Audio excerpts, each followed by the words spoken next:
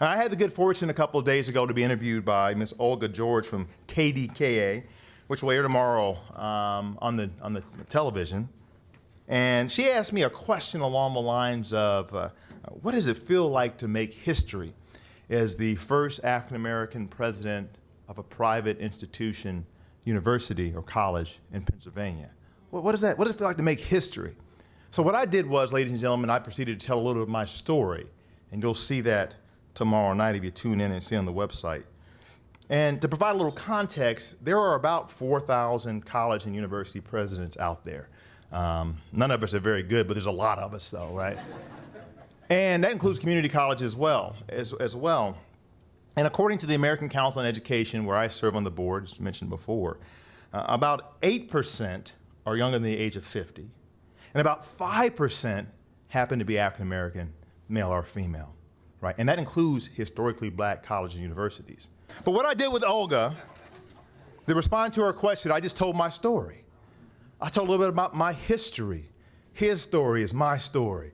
And, you know, in the tradition of African Americans, we are storytellers. That's what we do. We tell stories. You know, coming from the old school, I'm coming from that tradition where my father and mother told me stories like, yeah, when I went to school, son, it was 3 miles to school. Uphill, both ways, in the snow. Mom, you were in Texas. How could you walk uphill both ways in the snow? There was no snow. But you know, stories are what we come from. But I drew inspiration from the stories and the adversity that my ancestors went through to make me the man that I am today. I drew inspiration from the stories of my ancestors that allowed me to stand before you as the 8th president of Robert Morris University, and I'm very proud. I also drew inspiration from those folks that we memorialized during Black History Month. I'll get into that a little bit in a second, to become the 8th president of this university. I drew inspiration from Black history as well. But what chapter are we going to write here at Robert Morris University? Who's going to be our next Theodore Jones? Who's going to be our next Rex Crawley? I think I'm looking in these young people's eyes. Dave Jamison, that's not you. Provost Jamison does a great job.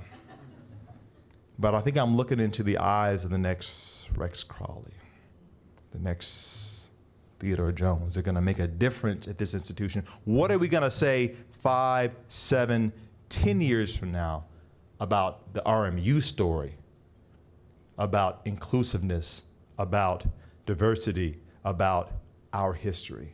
That's my charge to you, because the one thing that presidents can't do is anything alone. Being a president is a little bit like running a cemetery. You can tell everybody to get, just because you tell everybody to get up, doesn't mean they're gonna move. Let that one sink in. That's a pretty good one. When you're driving home, you're gonna be like, oh, I get it, because they can't stand, I got it now. I understand. But in all seriousness, I join in your arms, and we sing, lift every voice and sing, and we sing, we shall overcome. And we might even sing a little Drake, who knows? But we're gonna write the next chapters in a very inclusive way. Our declaration of integrity that our students initiated and started, which I support 100%. John Makalenko, great job supporting your students on that. What a great start we have. What a great group of leaders, young and old, that we have on this campus to write the next chapter. So thank you all very, very much for indulging me. I hope I haven't gone too long. But God bless you. God bless Robert Morris University. God bless Black History Month. Thank you very much.